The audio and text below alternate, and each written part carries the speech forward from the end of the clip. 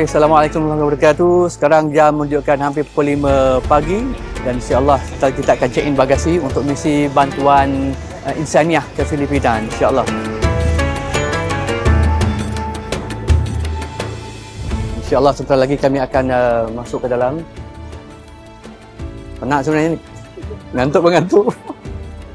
Kita dalam 7.35 flight kita akan depart from KLIA to Cebu. Doakan perjalanan kita dipermudahkan.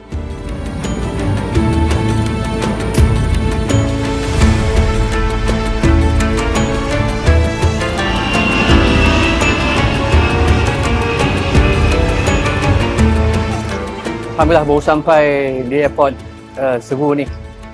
Kita pun rasa Cebu juga ni. Tak makan lagi ni. Kasih lemak je tadi. Ada apa-apa yang berlaku ke? Tadi ada masalah teknikal sikit. E-travel tak selesai. Itu kena tahan sikit. So alhamdulillah complete. Betul lah. Lega sikit kau.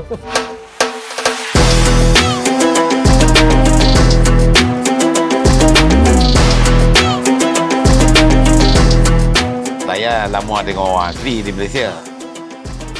Dakwah orang asli. Dah 40 tahun dengan orang asli ni.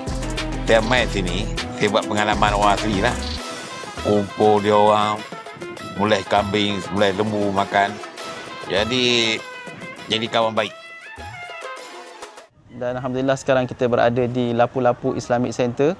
Kalau tuan-tuan lihat di belakang sana, ada satu bangunan boleh dipanggil sebagai Masjid Rahmaniah.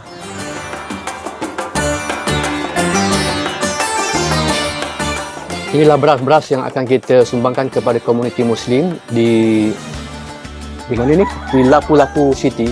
Setiap keluarga akan mendapat 2 kilo. 2 kilo ni beras hancur, kira-kira dalam RM10 duit Malaysia kita lah. InsyaAllah selepas daripada asar ni kita akan buat mas dakwah dan kita akan ziarahi kantuni komuniti Muslim di sini, insyaAllah.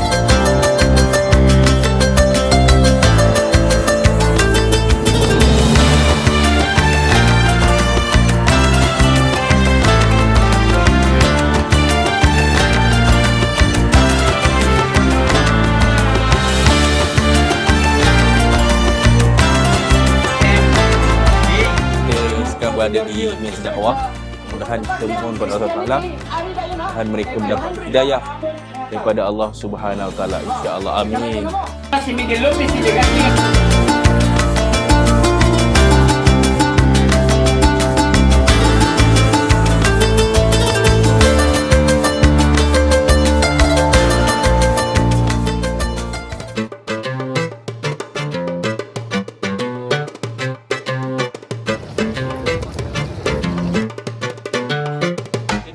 Kita sekarang dalam feri nak ke Pulau Kamatis untuk misi dakwah seterusnya.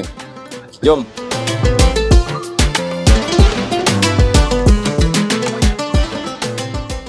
Three hours later. Start okey lagi?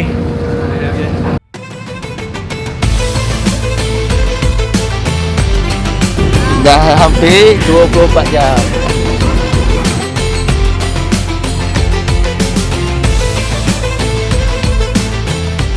Alhamdulillah kita telah pun sampai di Masjid As-Sakinah di Pulau Camotes Island di Cebu. Kita bertolak tadi pukul 6 petang dan perjalanan naik feri tadi lama jugalah 3 jam. 6, 7, 8, 9, 3 jam. So Pulau Camotes ni menempatkan lebih 110,000 penduduk sebenarnya. Dan di sini ada seramai yang saya difahamkan seramai 15,000 penduduk dia Muslim lah.